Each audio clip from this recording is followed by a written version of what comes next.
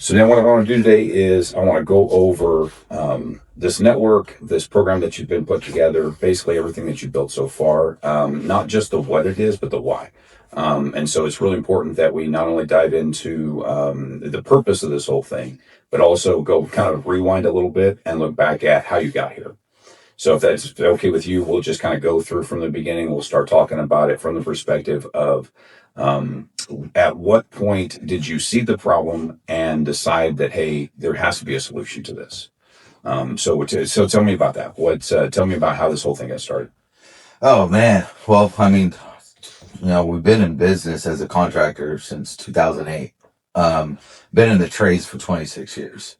Okay. And I just seen it hand over fist for years on end, watching guys struggle, watching people that I worked with get slow. The promise that these contractors make to their, tradesmen, their employees. Oh, we got all kinds of work. Gotcha. They were genuine. So they're not out there trying to mislead subs and trying to sell something that they don't have. They legitimately they're busy. They're looking for people. They're trying to bring people on board, build teams. All boats rise. That concept. Yeah. And with that intent and being and honestly driving at that, they just weren't able to produce it. And why is that? So what I saw that was starting to really happen a lot was that the contractors that, even I was working with, before I got my, business going, they started putting money into the business. Okay. In a form of getting ads They're and marketing, investing into the business to get themselves out there, right? Yeah. Because they did good work and they got referral business.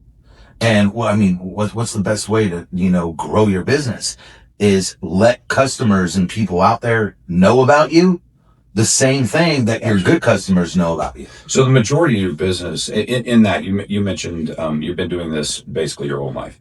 In that time, you would say the majority of your business, it came from a satisfied client telling their friends or neighbors about it and saying, hey, they're talking, they say, hey, you know what, I need a remodel done. I need some work done. And and your client's response to that is, I know a guy. And that's how you were getting your business. For years. Okay. For years.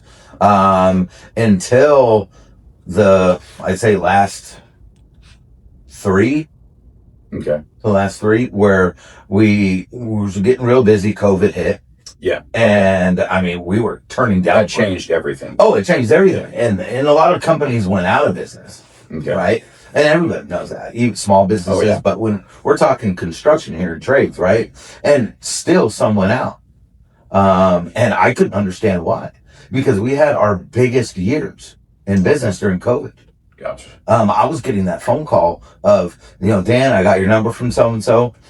I'm working at home now and I am tired of looking at X, Y, and Z.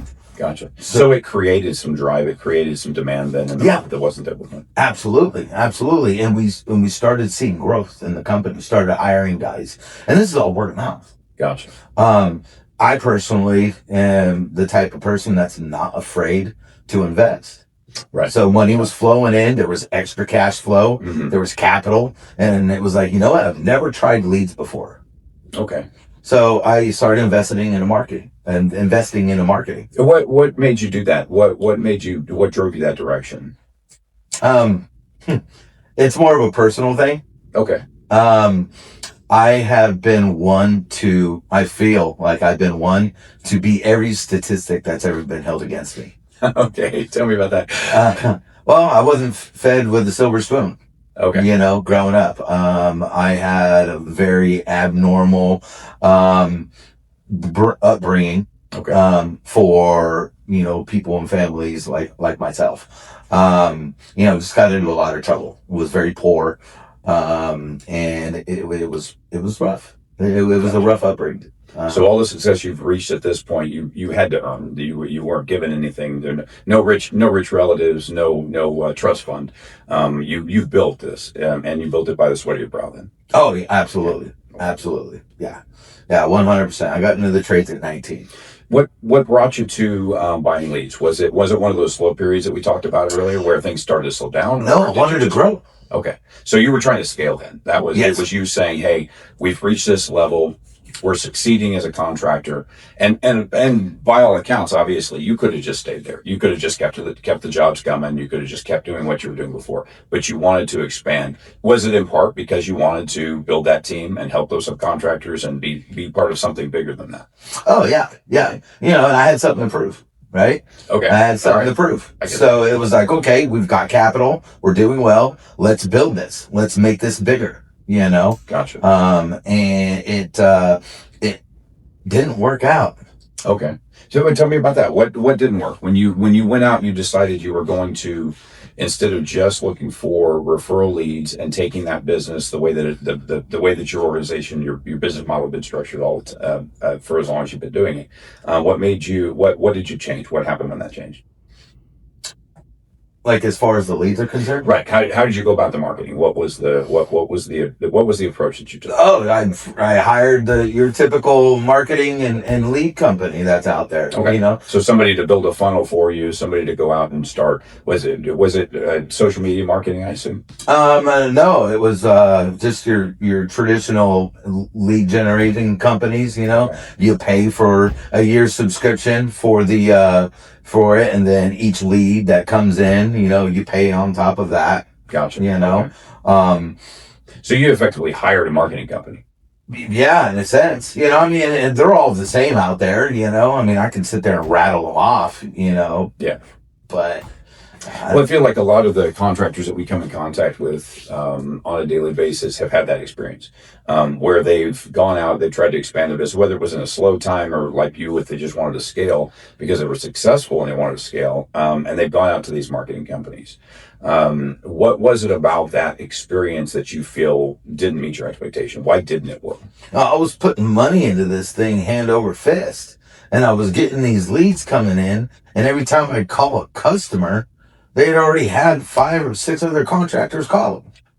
Okay. So then, despite all the money that you'd invested in setting up this marketing company and the leads that you were still paying for individually, you were still paying for, those leads were shared leads.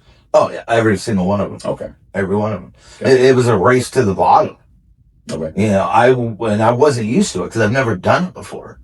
You didn't know what to expect. Yeah. Exactly. Clients called me because they wanted me. Okay. So you had a warm market that was driven to work with you because of a referral or experience with you personally, and now you were getting cold leads effectively, and you were obviously competing with every other contractor that was getting that same lead. Oh yeah. Okay. Yeah. Gotcha. Yeah. With that lead generation, what was it that when you went through that process, what was it that was that the biggest factor? The fact that it was just the competition. You said race to the bottom. Tell me what you meant by that.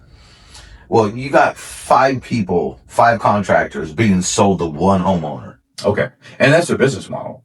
Oh yeah. Okay. Yeah, because to get into that business model real quick, so we get a little bit more of an understanding. Yeah, tell me about is these lead generating companies. And these marketing companies also, it's not just the lead generators. There's marketing companies and there's lead generation companies. Okay. So those come hand in hand. They're both one and the same. Gotcha. They charge a homeowner a very small amount of money to be able to go into their network and be able to request jobs for contractors, right? Because they claim to have vetted contractors. So the end customer is paying for access to these resources, these contractors with the resources that they accumulate. Exactly. Most of them, not all, but most. Okay. Now that homeowner pays to get in there, right? Then when that homeowner puts in a request for a project, that request is sent to 5, 6, 10 other contractors. Okay. Those contractors pay for that lead. So they're paying for a group lead. They're paying for something that is being marketed to a number of their direct competition. Exactly. Okay. So one homeowner gets charged one small little tiny amount of money. Okay. But that same homeowner sold to 5 more contractors for 3 times as much per contractor. That's where the business comes in. That's where their revenue. So that's how these companies make money. They don't have to. Because they're not promising an exclusive lead, they're getting paid by 5 potentially, like I said, 10 different contractors for that same lead. Yep. So they're selling what technically is a, let's call it an ethereal product, a theory of a product, a potential sale.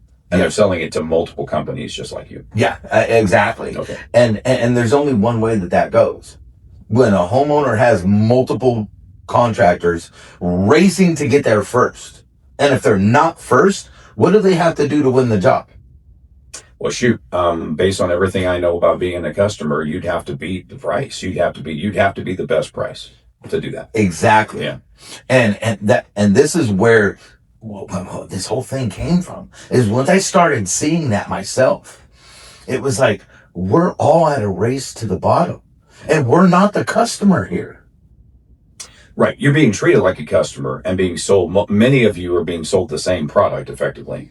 And then you're competing for the sale. So you're not only being treated like a customer, but then being treated like a competitor for the product that you bought, that you already paid for. Exactly. Well, and then that's astounding to me.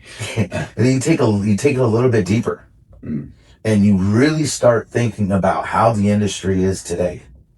And it wasn't like this 20 years ago. When 5 years into the trade of me, 20 years ago, it wasn't even really like this. It was getting there because that's when all this started. But if you think about the industry now, most homeowners are always searching for the price now. Gotcha. They're shopping based on price. Yeah. They're not shopping based on who they want in their home. So quality, the reputation of the contractor. Shoot, I can't. You probably got more of them. But what are some of the other things that? Because as a consumer, I would, first of all, I won't want to be completely comfortable with somebody that I'm letting into my house. Hell, I feel that way about the cable guy, quite frankly. But also to know that when we're done with this thing, whatever it is, I'm getting value for my money. I'm getting the best that I can possibly get for what I'm spending. So the quality of their work obviously is a factor. But in this case, all those things are becoming secondary or tertiary to what's it going to cost me? What's the best price I can get? Exactly. And that's what it has done. That's the poison that those lead generating companies has put inside of these wells that all of us contractors are drinking from. Because by pitting you against each other, you're effectively driving down the market overall. The entire price of everything you're driving down. Absolutely. And artificially, because obviously, you pay for quality. I don't think most people, when they, most people, whether it's buying a car or buying a house or remodeling their home, they obviously have a budget in mind, but they understand that they have to pay for quality. Most consumers understand that. Well, yeah. And it's not always about the quality of the work, because I dare to say that there's more better qualified contractors to actually do the work out there than there's what we would call our hacks. Okay. So there are plenty of contractors, even in these pools where they're paying for marketing or they're paying for leads, that are above average. Yeah. As far as the quality goes. Absolutely. So they can do the work and do a good job. Gotcha. But they don't. Why is that? Is because they race to the bottom. Now there's no money left in the job for it. Okay. So that's making sense to me. You've created an artificial constraint based on the budget that doesn't allow that contractor to perform even to their own quality, to their own standards. Yeah, because they want to get in, they got to get out. Gotcha. Because there's no money left over. Right. Okay. So the contractor sends his crew over there, and now the crew eats up the entire margin. Or the contractor walks off with a job in 3 weeks worth of work that his crew's been on there, and he makes $200-300. Gotcha. I mean, that's no living.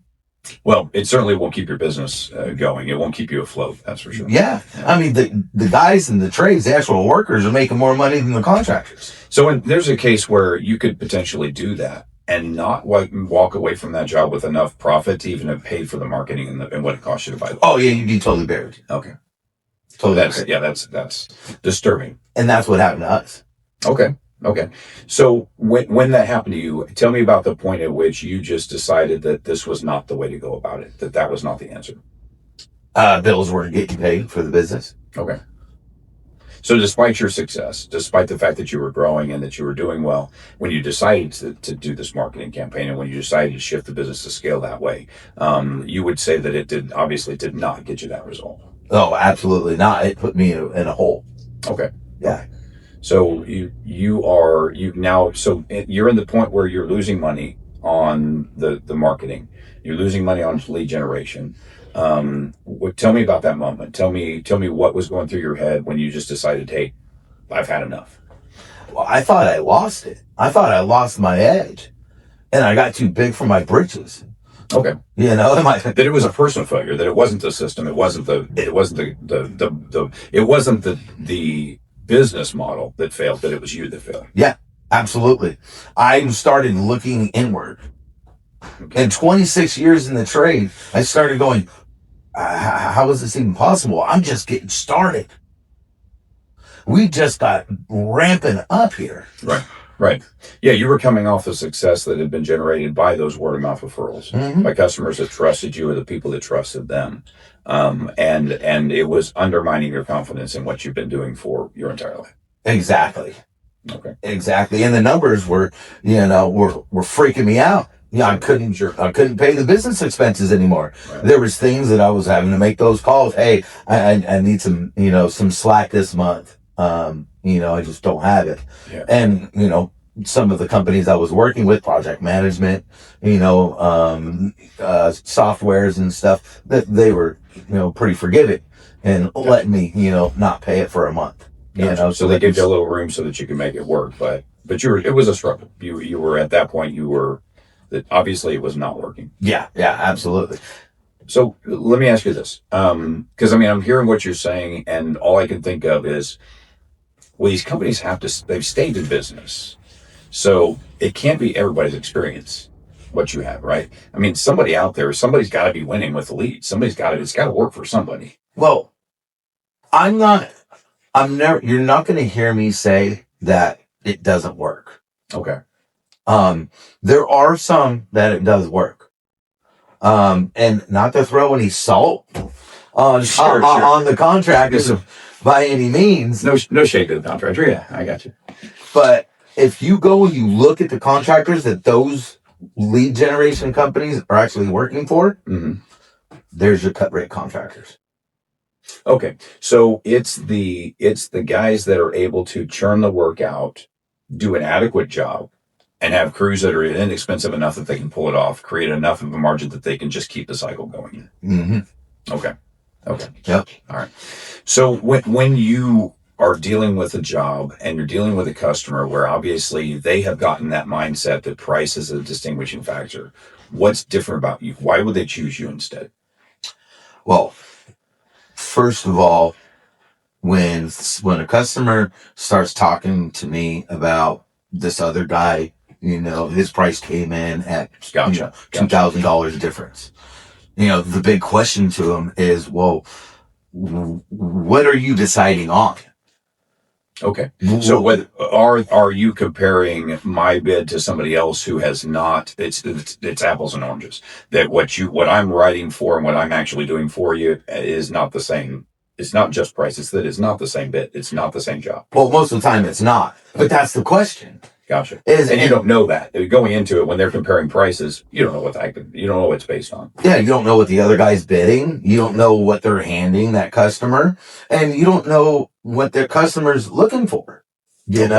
Or how educated they are about what it is that they're looking for. So you run across people that when they're going into a job, they don't actually even fully understand what that job entails, what it's going to take to remodel their bathroom or remodel their bedroom or remodel a kitchen. So they in their mind, they have an idea of what that means, but they don't really know what it's going to take to do, at least not in their job. Because to me, it seems like every single, like we're sitting in a house right now that is, obviously over 30 years old. It's lath and plaster. My house, metal stud. I personally have been in, I know most of the people I know don't know the difference between those two things. Like they wouldn't know when they walk through the house that this is one and this is the other. But when you go into my house and you have to do a bathroom remodel, or you come to this house and have to do a bathroom remodel, those are two completely different jobs. how do you educate the customer to make them understand that this job is going to be different, and because of that, it's going to cost X, versus if you were in my house looking at that same size bathroom remodel, that it was going to be Y. How do you explain that? Well, that's actually a pretty tough question. And I say that because it's the experience that I have with time and time again of doing a bathroom. Let's use the bathroom as the example. Okay. I have done it so many times Okay. that I know what happens almost every single time. Gotcha. So you know what to expect when you break into a wall in my house that's maybe 14 years old versus the house that's 50, 60, 100 years old. Yeah. And so, and of course, I mean, I think in the Bay Area, that's one of the reasons that we run into a lot of differences, is because I've seen personally that my brother lives in a place that's 85 years old. It's been remodeled periodically through that time. You know, based on your experience, that is going to be a different project than a house that's just been built or is fairly recent. Because you've done that, you've been there, you've done it. It's like it was a State Farm commercial. We know a thing or two because we've seen a thing or two. Yeah. Okay. All right. Yeah. That's exactly it, right?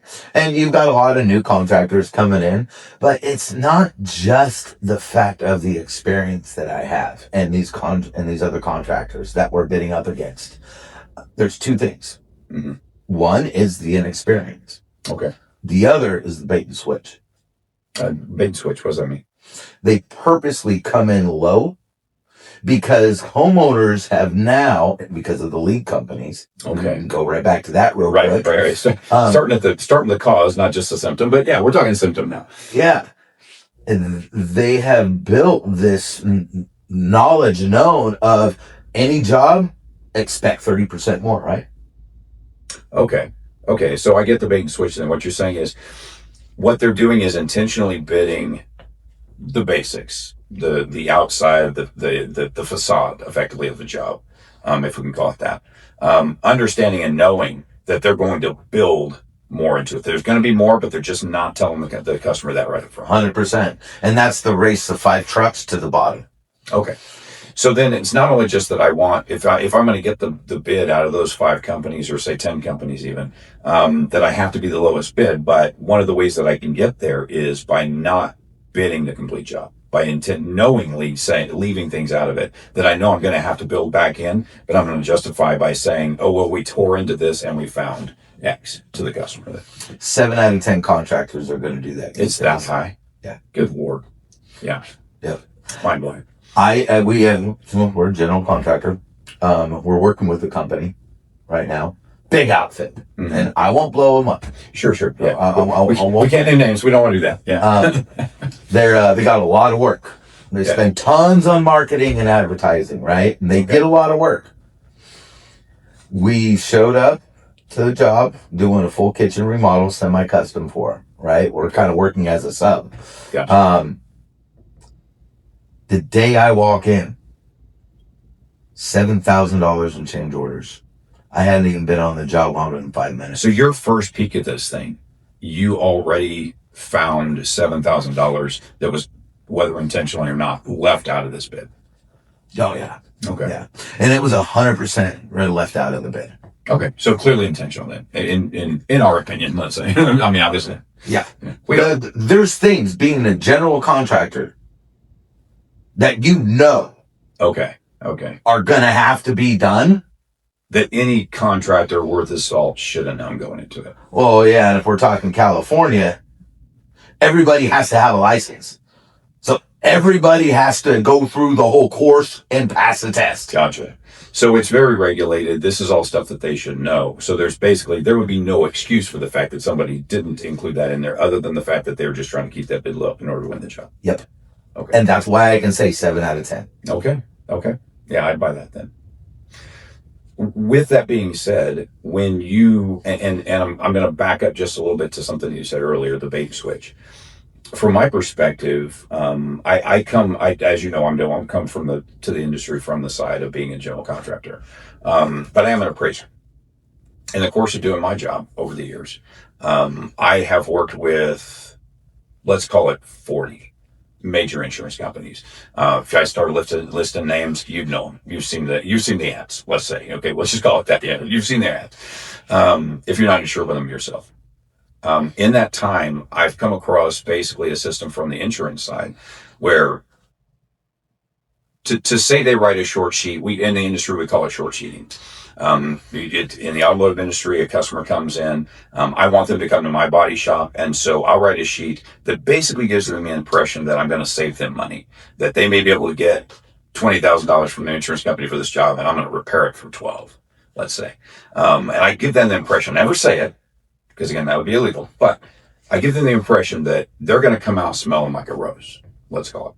But from the property damage side, somebody say in their house, if we're writing their house for a roof that got torn off in a storm, I can't really do that as a contractor because I know going into it, if I come out and write the sheet and I say, well, we're just going to put shingles on the dang thing, sheeting and shingles, and they can see there's a freaking hole in the roof.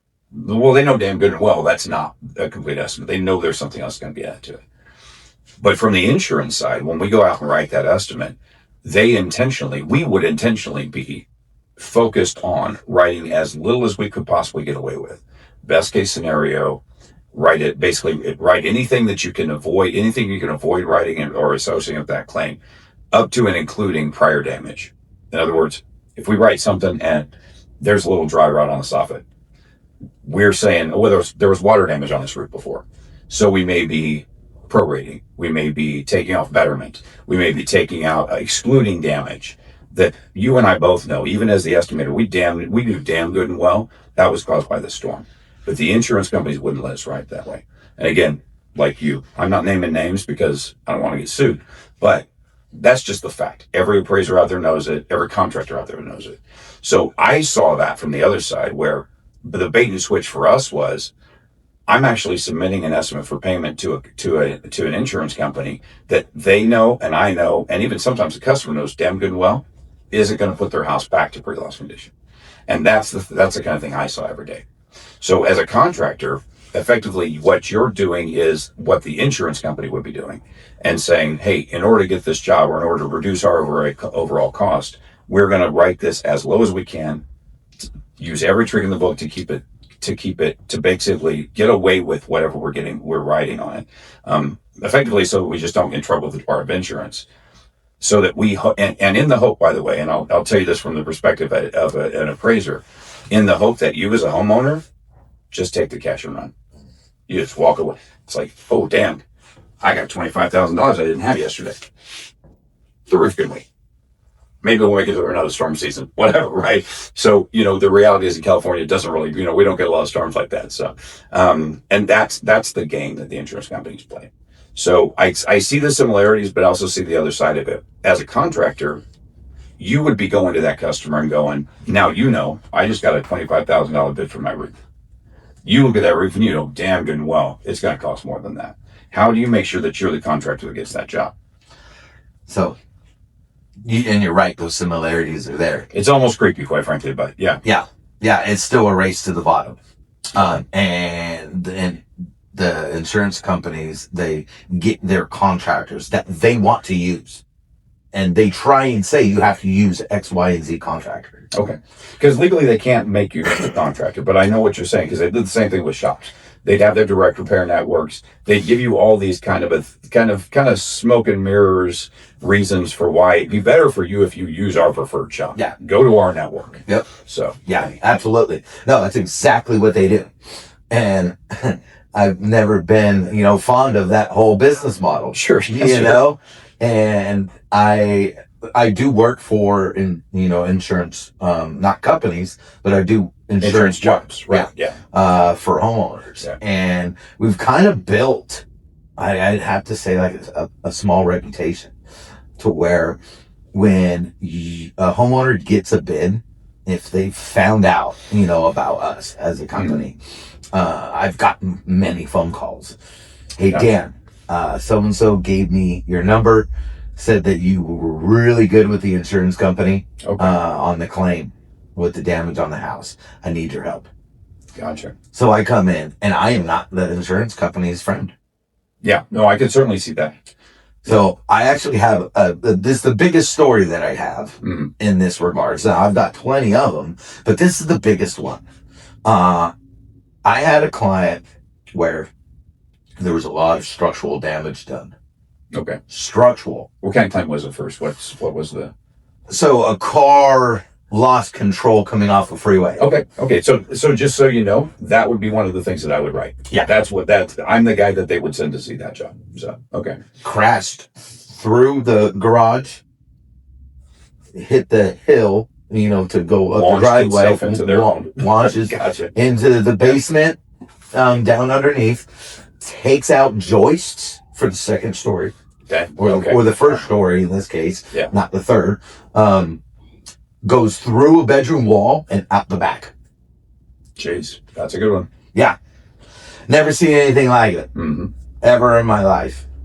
It was a doozy. Mm-hmm. I got the call from the homeowner because they got a payout for $40,000. $40,000. Okay. Like $40,000. that's just based on your description. I know how ridiculous that is. So, okay, go on. And this homeowner is not of the from the trades at all. Okay, so no, their perspective is they're a layperson. Yeah, absolutely.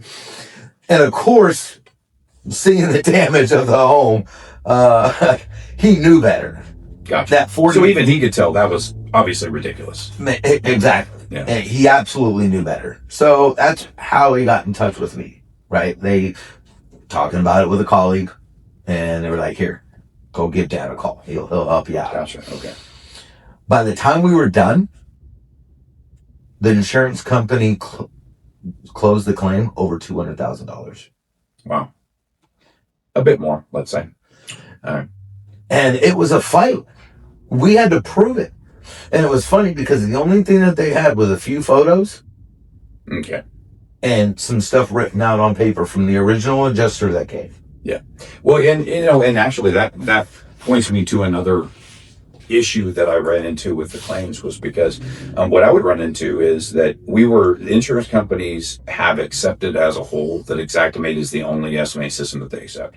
Basically, they won't pay off a claim unless somebody has gone in and written an Xactimate estimate.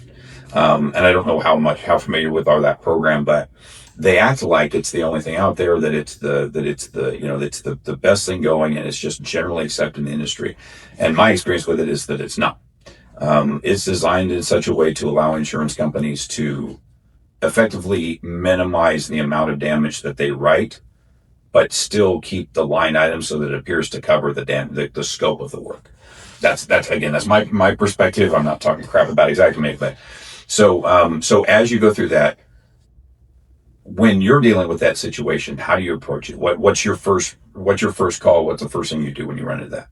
Well, I get all the information for the scope of the work, and I put together a proposal for the homeowner. So you're putting in your estimate system, you're putting together what it actually should be. Yeah. As opposed to with this kind of short sheet that they write, that they're cash out bids. Basically, that's what those are. I mean, let's be honest with it. That's what they're hoping for, is that they really hope that the owner just cashes out and they never have to talk to him again. Yeah. So yeah, absolutely. I put my bid together and I show the homeowner what it's really going to take. Okay. And that's when that's when the fight starts. Yeah. Basically. Exactly. Yeah, because I've been on the other side of that. As an appraiser, now thank God, as an appraiser, I got to be out of that process because I went out and did the photos. Those photos you talked about, I'd be the guy that take the photos. Do the sketch, mark it up, put it into Xactimate so that there's a basic foundation there. And then let the adjuster go off and do his pricing and do their thing. So I wasn't the guy that finished that whole process, but I also wasn't the guy that was going back at you that you had to fight with to get the money. The $160,000 difference there. Yeah. So I was blessed in the fact that my job basically ended at going out looking and doing that initial inspection. Yeah. But tell me about that battle. What does that look like? What had to happen for you to get from 40K to 200K? Oh, I mean, in that circumstance, I mean, I had to get two other adjusters out. Okay. To walk it because they didn't believe me and they thought that I had sent out fake photos. Oh, jeez. So you're not only writing your bid and sending them effectively what the scope of work should be, but you're documenting it, proving it, and sending them exactly what the appraiser would. Because in this case, I would send estimate photos, right? Maybe some measurements, maybe a sketch or two. And so you're giving them everything that they should be able to work from, and they still fought it. Yeah, absolutely. Because whoever showed up first, put whatever they put together, yeah, and came up with some $40,000 offer. Yeah, and it's time and time again. So a long drawn out battle where you had to go to bat for yourself as a company to get paid for what you need to do this to this customer's house. But on top of that, effectively, you're fighting the battle for the customer too, for them to even get what they're deserved to put the house back to the pre-loss condition. Yeah, we end up getting permission with the homeowner to help represent them. And it's almost like a legal representation almost. They get permission for us to talk with them. You would at very least be considered how I would call it an expert witness. Yeah, exactly. Yeah. And we end up having to play that role with them. Okay. Every job, and I'm not kidding you. Every single insurance project that I have been on, I have had to have that homeowner tell them, you need to work with my contractor. Gotcha. I'm done working with you. Go and work with my effectively step away from it and say, they're the experts, you deal with them. Yep. Every single one of them. Yeah. Man, they hate to see me coming too. I bet. Yeah. And again, not having been an adjuster, I understand why they would, because obviously their purpose in life is to pay out as little as I can. Mm-hmm. Let's just be honest. I mean, that's their job. It's minimize how much the insurance company, how much that claim costs us being the insurance company. But that's their job. Just like the leads. Yeah. Give me as much money as I possibly can. Yeah. To pay out as little as possible. To pay out as little as possible. Yeah. It's the same thing. Yeah. It's almost like I think the insurance industry has been around longer, right? Probably so. That's shared leads. Probably more than shared leads. Yeah. So I think we probably blame technology on some level for shared leads. But from the first time that there was ever a stone sign carved out beside the road to say you need shoes or sandals or whatever. So probably that. But probably if I had to guess, probably insurance. Yeah. So it had to come from somewhere. Yeah. Charge as many people as you possibly can for one service and pay out as little as possible. That's fair. Yep. That's fair. Yeah. Well, and a weird correlation, honestly, between those two, because they effectively they coalesce at the customer and the homeowner, but the reality is it's two sides of the same coin. Yeah. Yeah. Absolutely. Yeah. Yep.